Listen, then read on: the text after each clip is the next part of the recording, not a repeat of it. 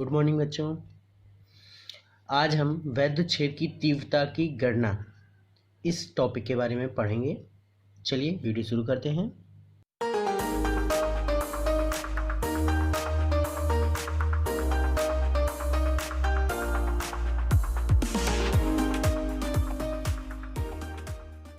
देखिए, इस टॉपिक के अंतर्गत हमको 3 पार्ट इसके मिलते हैं। पहला पार्ट है बिंदु आवेश के कारण वैद्युत क्षेत्र की तीव्रता, दूसरा बिंदु आवेशों के निकाय के कारण वैद्युत क्षेत्र की तीव्रता, और तीसरा और इम्पोर्टेंट एक समान रूप से आवेशित वलय के कारण वैद्युत क्षेत्र की तीव्रता। चलिए सबसे पहले बात करते हैं बिंदु आवेश के कारण वैद्युत क्षेत्र की तीव्रता की। चलिए इस बारे में बात करते हैं। पिछले वीडियो में हम लोगों ने वैद्युत क्षेत्र के बारे में बात की थी कि मान लीजिए कोई आवेश है तो उसके चारों तरफ एक ऐसा क्षेत्र जहाँ पर उसके प्रभावों का अनुभव हम कर सकते हैं, क्या कहलाता है आपका वैद्युत क्षेत्र। अब अगर हमको वैद्युत क्षेत्र की तीव्रता की गणना करनी है तो यहाँ पर कोई एक ऐसा परीक्षण आवेश लेंगे जिस पर हम प्राप्त कर सके वैद्युत क्षेत्र की तीव्रता की। ठीक, मान लीजिए उस परीक्षण आवेश के, या बिंदु आवेश यहाँ बात हो रही ना, बिंदु आवेश, परीक्षण आवेश का मतलब बहुत ही सूक्ष्म मान। तो यहाँ पर उसी परीक्षण आवेश को हम अगर उसका मान निकालना चाहें तो कैसे निकलेगा। यहाँ पर समझने वाली बात है कि कूलाम के नियमानुसार प्लस क्यू नॉट पर लगने वाला वैद्युत बल क्या हो जाएगा, इसका मान कूलाम के नियमानुसार F = 1/4πε0 K इंटू Q0/r²। समझ रहे हैं आप। कोई आवेश है, उससे r दूरी पर कोई परीक्षण आवेश लिया गया है जिस पर हमको क्या करना है, वैद्युत क्षेत्र की तीव्रता की गणना करनी है। तो सबसे पहले हम क्या करेंगे, उस बिंदु आवेश प्लस Q0 पर लगने वाले वैद्युत बल की गणना करेंगे। तो कूलाम के नियम के अनुसार नियम क्या होता है, F = 1/4πε0 K into Q1 Q2/r²। तो यहाँ Q0/r²। आ रहा है समझ में। यहाँ पर न्यूटन लिखेंगे, समीकरण 1 बना लीजिए। अब वैद्युत क्षेत्र की तीव्रता का सूत्र क्या होता है आपका, E = F/Q0। अब इस सूत्र में देखिए E = F/Q0। हमको क्या ज्ञात करना है, वैद्युत क्षेत्र की तीव्रता। ठीक, तो यहाँ पर समीकरण 1 में कूलाम के नियम के अनुसार हमने F का मान प्राप्त कर लिया है। अब समीकरण 1 से क्या हो जाएगा, वैल्यू रख देंगे। E = 1/4πε0 K इंटू Q0/r², पूरे का बटे, ये तो F का मान हो गया।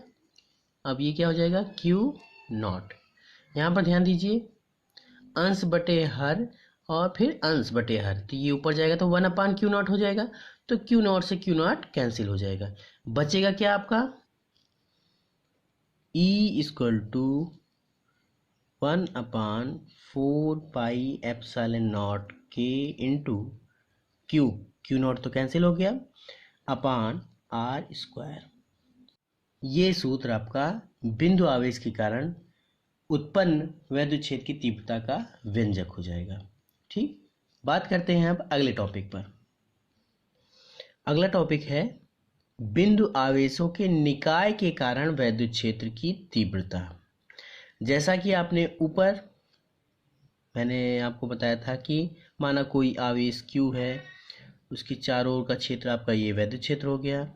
यहाँ पर इसकी इसी क्षेत्र में कोई Q0 परीक्षण आवेश हम लेते हैं। ठीक है, इससे इसकी दूरी आपकी r है।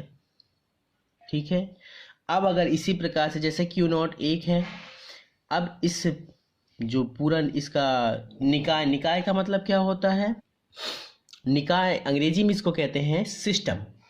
यानी कि जो मैंने आपको चारों तरफ से एक सर्किल के रूप में दिखाया है, इसमें एक बिंदु से कि इस आवेश का ये जो क्षेत्र होगा ये क्या कहलाएगा, आपका निकाय कहलाएगा। अब इस निकाय के अंतर्गत एक बिंदु आवेश ना होकर कई सारे Q1 Q2 Q3 अलग अलग कई सारे बिंदु आवेश हो गए, तब उनका वैद्युत क्षेत्र की तीव्रता क्या होगी।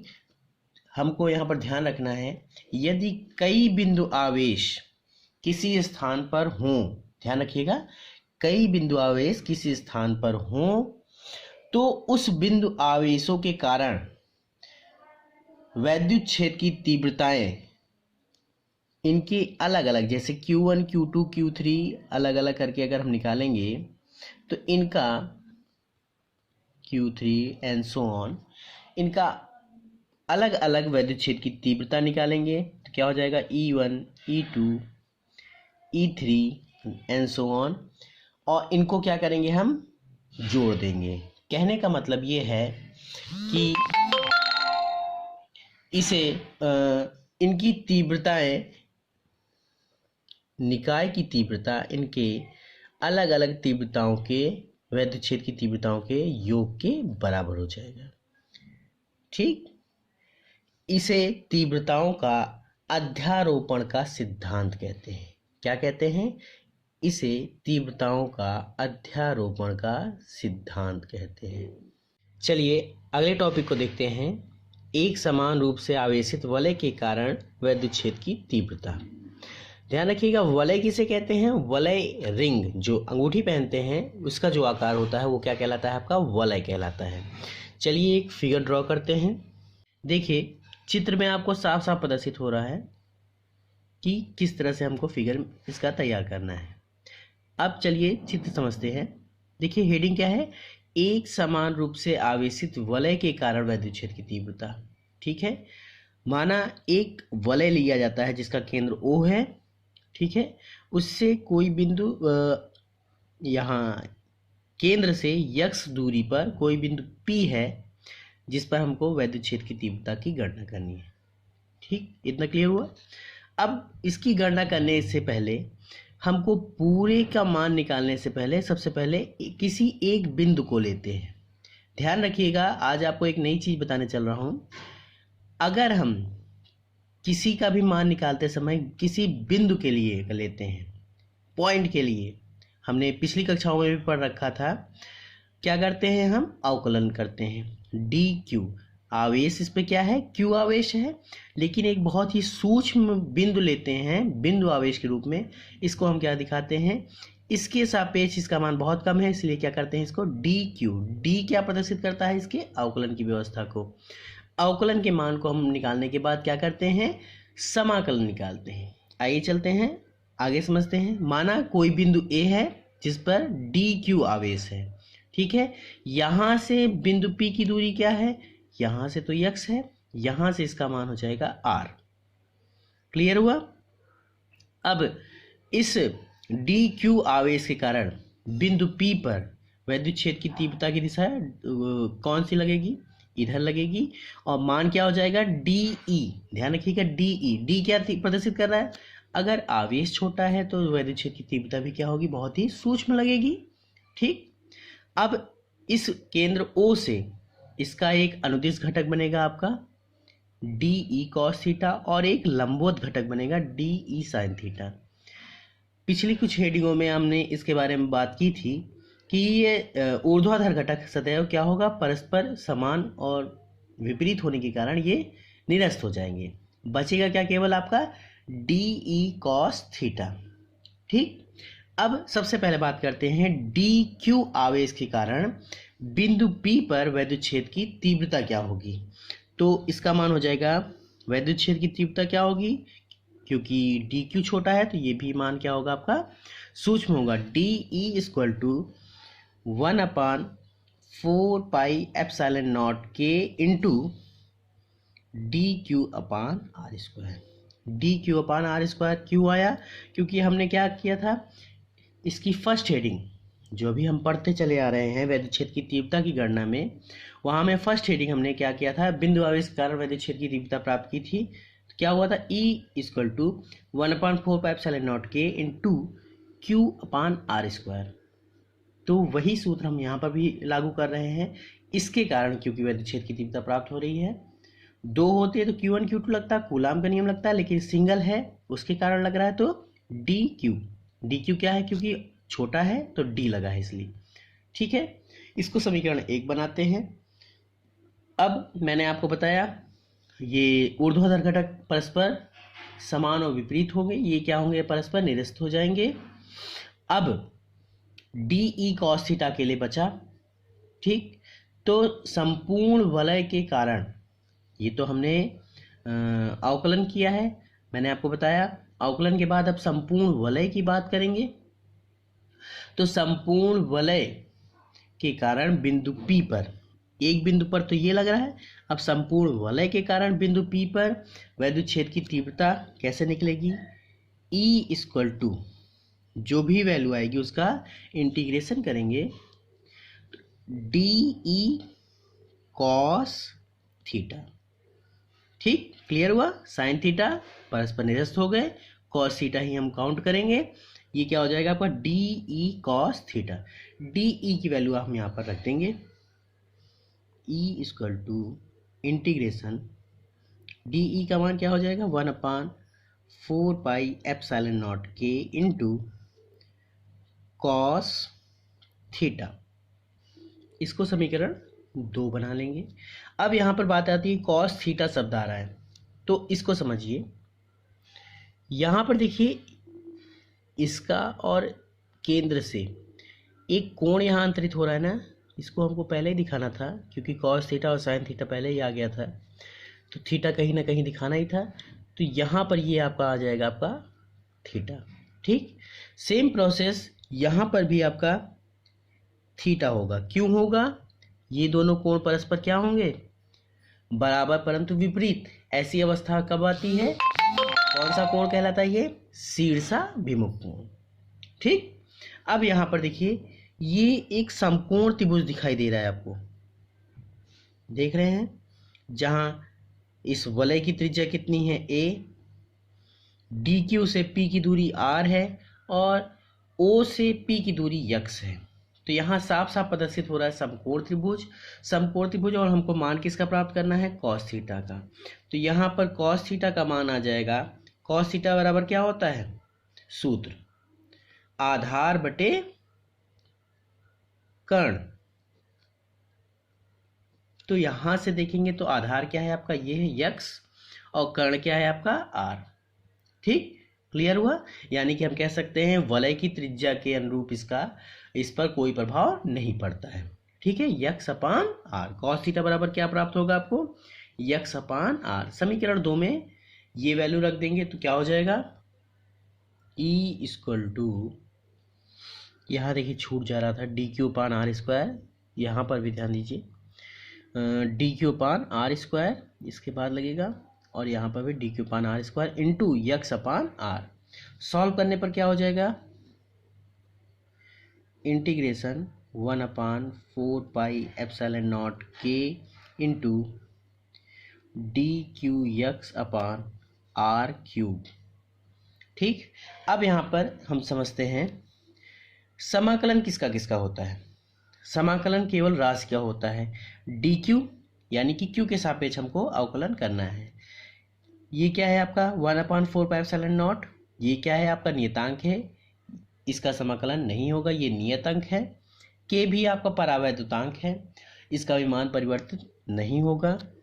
आर क्या है, त्रिज्या है, इसका भी मान परिवर्तित नहीं होगा। यक्स ये दूरी को प्रदर्शित कर रहा है, ये भी आपका एक नियत है। कुल मिला के बचता क्या है आपका, डी क्यू। ये समान आवेशित है लेकिन इसका मान अलग अलग हो सकता है और इसी की वैल्यू हमको निकालनी है। तो कुल मिलाकर कैसे लिखेंगे इसको, E equal to 1/4πε0k into x upon R cube. इतनी चीज़ें हम इधर कर लेंगे। इंटीग्रेशन में क्या बचेगा आपका, डी क्यू। आया समझ में। अब यहाँ पर ध्यान रखिएगा, इसका मान हो जाएगा ई इक्वल टू 1/4πε0 के इंटू x/r³ इंटू इसका मान प्राप्त होगा आपका Q। अब Q कैसे आया? यहाँ पर समाकलन करना है हमको, किसके सापेक्ष? Q के सापेक्ष। तो यहाँ पर हम इसको मानेंगे Q0। ध्यान रखिएगा, मैं यहाँ रफली दिखा दे रहा हूँ आपको। Q⁻0 dQ, ठीक, इस तरह से मान सकते हैं। हम जानते हैं कि x⁻0 अगर होगी तो उसका मान 1 होता है। अब यहाँ पर सूत्र होता है कि integration x⁻n dx equal to x⁻n+1/n+1, ये समाकलन का सूत्र होता है, इसको नोट कर लीजिएगा, ठीक। अब इसमें अगर हम Q⁻0 मान रखेंगे, Q⁻0 + 1/0 + 1, कुल मिला के आ गया आपका Q। क्लियर हुआ? अब यहाँ पर ध्यान दीजिए, चित्र में यक्स को तो रहना पड़ेगा क्योंकि ये इसके वलय के केंद्र से होकर उसकी दूरी प्रदर्शित हो रही है, लेकिन DQ अलग अलग दिशाओं में है तो R को हमको हटाना पड़ेगा। तो चित्र में देखते हैं, देखिए यहाँ पर यक्स ये तो केंद्र से ही जा रहा है, लेकिन R यहाँ पर है, कभी DQ ये यहाँ पर आ जाएगा, क्योंकि अब हम पूरे वलय की बात कर रहे हैं तो अलग अलग दिशाओं में ये R परिवर्तित हो रहा है। तो R को हमको छोड़कर दिखाना है। मैंने आपको पहले ही दिखाया, ये क्या है आपका ये है एक आपका समकोण त्रिभुज, ठीक है। तो समकोण त्रिभुज में पाइथागोरस प्रमेय लग सकती है। ये आपका कर्ण हो गया, ये लंब हो गया और ये आधार। तो सूत्र होता है पाइथागोरस प्रमेय से, कर्ण का वर्ग बराबर लंब का वर्ग प्लस आधार का वर्ग। क्लियर हो? इस सूत्र में देखिए E इक्वल टू 1/4πε0 के इंटू x/r³ इंटू Q। हमने पाइथागोरस प्रमेय से प्राप्त किया r² बराबर a² लंब का वर्ग धन आधार का वर्ग। अब ये वैल्यू हम यहाँ पर रखना चाहें तो इसको हम इस तरह से लिख सकते हैं, E बराबर x/r² इंटू r लिख सकते हैं, इंटू Q। ऐसे ही रहने दें, Q भी रहने दें, तो ये इसको इस तरह से लिख सकते हैं, R बराबर अंडर रूट के अंदर a² प्लस x² या R बराबर a² प्लस x², इसकी होल पावर कितनी हो जाएगी 1/2। वर्गमूल को 1/2 लिखते हैं, घनमूल को क्या लिखते हैं 1/3। चलिए इसमें हम वैल्यूज़ की रखते हैं तो प्राप्त हो जाएगा आपको E बराबर 1/4πε0 के इंटू यक्स, सम्मिलित रूप से लिख देते हैं QX अपान ब्रैकेट के अंदर a² प्लस x², घात कितनी हो जाएगी क्योंकि यहाँ पर 3 है, 1/2, घात लिखेंगे 3/2। ये सूत्र आपका क्या हो जाएगा, एक समान रूप से आवेशित वलय के कारण वैद्युत क्षेत्र की तीव्रता का व्यंजक। अब इस समीकरण से स्पष्ट है कि यदि x का मान 0 हो जाएगा तो E की वैल्यू क्या हो जाएगी आपकी 0। यहाँ पर है 0 x, तो इसकी वैल्यू पूरी वैल्यू क्या हो जाएगी 0 हो जाएगी। यानी कि अगर इसकी दूरी वलय की और बिंदु P की दूरी अगर 0 कर देंगे या केंद्र के नज़दीक कर देंगे, इसको सीधे सीधे हम कह सकते हैं वलय के केंद्र पर तभी तो x का मान 0 होगा। उस अवस्था में E का मान 0 हो जाएगा। और यदि दूसरी कंडीशन बनेगी, यदि केंद्र से बहुत अधिक दूरी पर हो जाएगा, यानी कि x is greater than and greater than a, तो क्या प्राप्त होगा आपका, इसको हमको a की तुलना में या x की तुलना में a का मान बहुत ही छोटा हो जाएगा, बहुत ही सूक्ष्म, greater than and greater than 3 bar greater than a। तो इस अवस्था में ये वैल्यू ज़्यादा हो जाएगी और a का मान हम छोड़ देंगे, निगलेक्ट कर देंगे, नगण्य मान लेंगे। तो क्या प्राप्त हो जाएगा आपको, E बराबर 1/4πε0 k इंटू क्यू एक्स अपान एक्स स्क्वायर, क्योंकि ए को हमने छोड़ दिया है। अब क्या हो जाएगा, 2 से 2 कैंसिल हो जाएगा, बचेगा क्या आपका इस तरह से, E बराबर 1/4πε0 k इंटू क्यू एक्स अपान यक्स क्यूब, ये यक्स एक कैंसिल हो जाएगा, आपका सूत्र प्राप्त हो जाएगा इसके लिए, E बराबर 1/4πε0 k इंटू क्यू अपान यक्स स्क्वायर। सूत्र आप ध्यान दीजिए, ये पहले वाले टॉपिक के अनुसार है, किसी बिंदु आवेश के कारण वैद्युत क्षेत्र की तीव्रता। ठीक, वहां पर R माना गया था, यहाँ पर x। आज के लिए बस इतना ही। आशा करता हूँ वीडियो आपको समझ में आया होगा। कोई भी दिक्कत आती है आप कमेंट कीजिए।